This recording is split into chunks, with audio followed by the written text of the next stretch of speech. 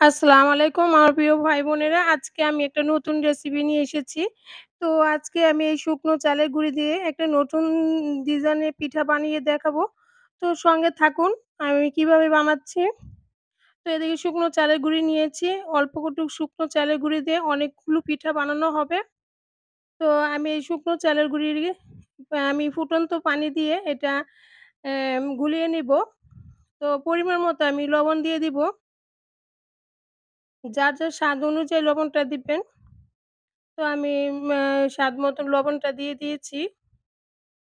আর এদিকে একদম ফুটন্ত গরম পানিটা আমি ইউজ করব।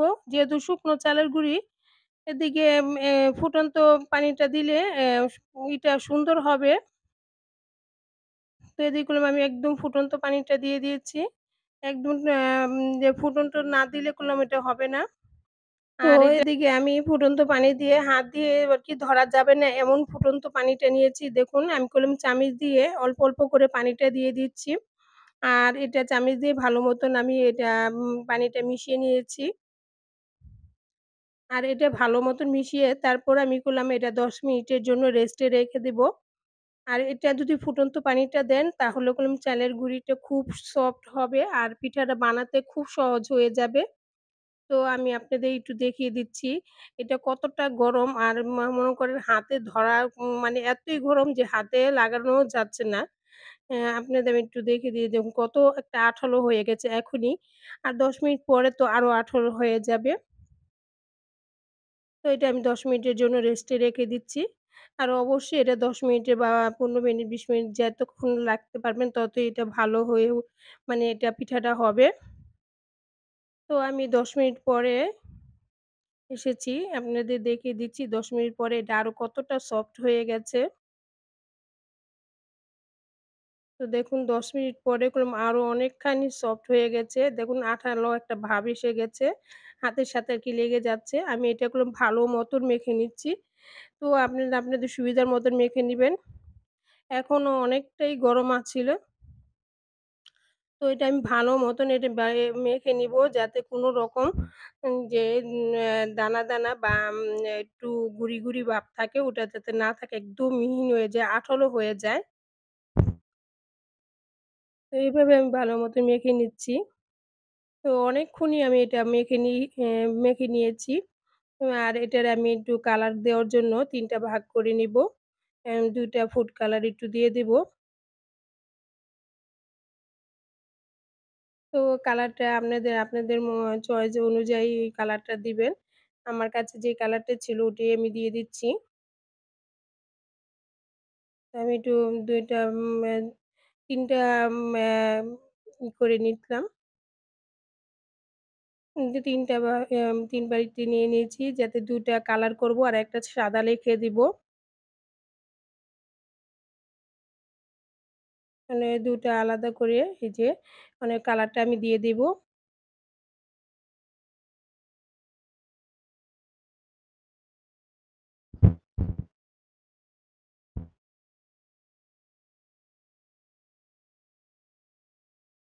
তো কালারটা আমি দিয়ে দিয়েছি। তো এখন এটি আমি ভালো মতো একটু মেখে নিব।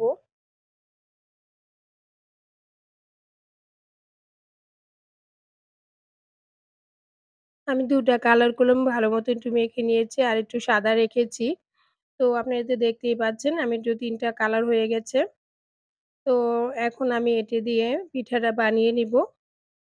আমি একটু অন্যরকম ডিজাইন দিয়ে একটু বানিয়ে নিচ্ছি। আপনারা চাইলে আপনাদের মন মতো ডিজাইন দিয়ে বানিয়ে নিতে পারবেন। আর একদম সহজভাবে আমি একটা সিরিঞ্জ নিয়েছি। এটা দিয়ে আমি পিঠাটা বানিয়ে নিব। আর এটা যাদের ঘরে না থাকবে তারা কোনো একটা পলি ব্যাগের ভিতরে ভরে এ এটাও বানাতে পারেন। ফুটও সুন্দর হয়ে উঠবে। আমি দেখুন কিভাবে একটু এই সিরিজের মধ্যে ভরে নিচ্ছি।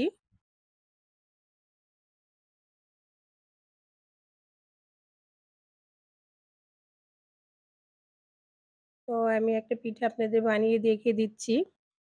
একদম সহজভাবে একটা ডিজাইনটা যদি ভালো লাগে তাহলে এই ডিজাইনটা করে নিতে পারেন।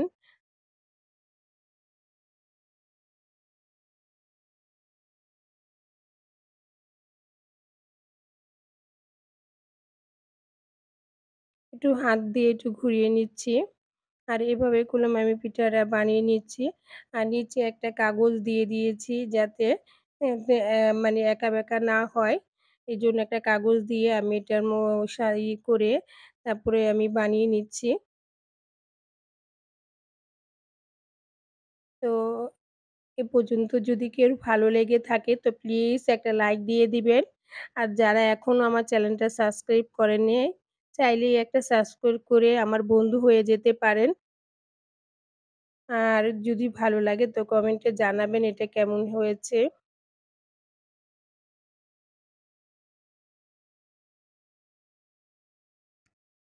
তো আমি করলাম একদম সহজভাবে আমি আপনাদের দেখিয়ে দিচ্ছি।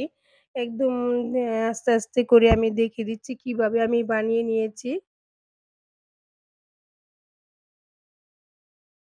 এটা করলাম একদম যে কেউ এটা বানিয়ে নিতে পারেন একদম সহজভাবে।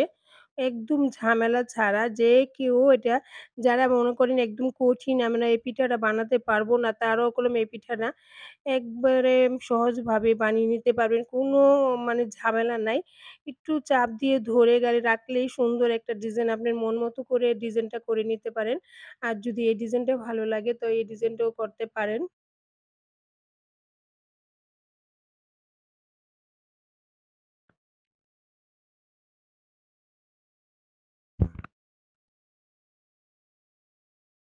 তো উপর দিয়ে আমি আবার একটু করে দিয়ে দেখিয়ে দিচ্ছি।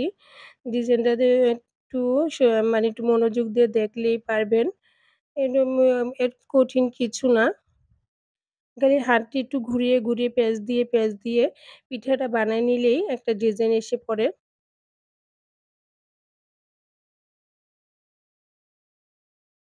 তো আমি এমন করে একটা পিঠা বানিয়ে নিয়েছি। তো আপনারা আরেকটা আমি দেখিয়ে দিব আপনাদেরকে।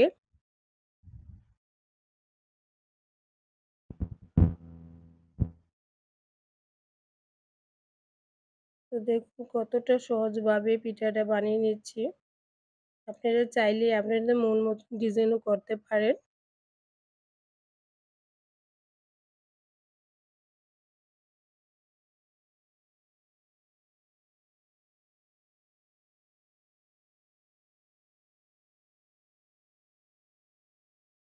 তো আমি করলাম একটু ডিজাইন দিয়ে আমি নিজের মানে একটু সামান্য একটু পেঁয়াজ দিয়ে আমি করলাম এটা ডিজাইন বানিয়ে নিচ্ছি। তো এভাবে করলাম আমি করলাম এটা টেনে দেইনি। একদম ভিডিওটা আমি টেনে করিনি। যদি টেনে করতাম হয়তো আপনাদের বোঝার একটু সমস্যা হতো। এজন্য আমি একদম আস্তে, আস্তে আপনাদের দেখিয়ে দিচ্ছি কিভাবে করা যায়। আর যারা পারেন না এরাও একবার হলেও ট্রাই করে দেখবেন যে পিঠাটা একদম সহজ, কোনো ঝামেলা নাই। এটা যে কেউ বানিয়ে নিতে পারেন। তো ওই যে আমি একটা ডিজাইন দেখিয়ে দিচ্ছি দেখুন।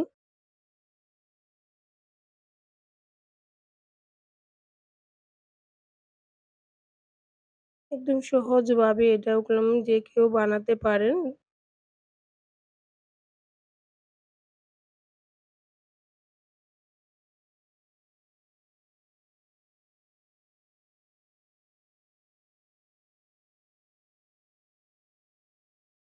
এরকম করে আমি আরেকটা উপর দিয়ে দেব।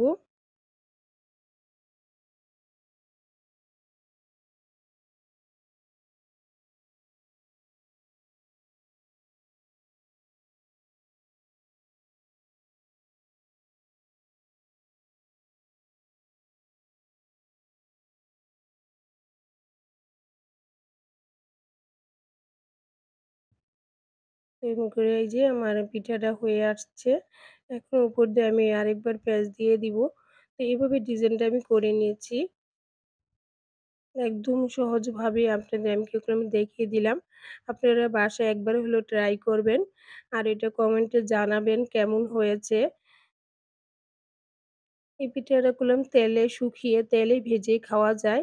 আপনারা চাইলে এটা করলাম রৌদ্রে বাতাসেও শুকানো যায়। ফ্যানের বাতাসে রেখে দিলেও শুকিয়ে যাবে।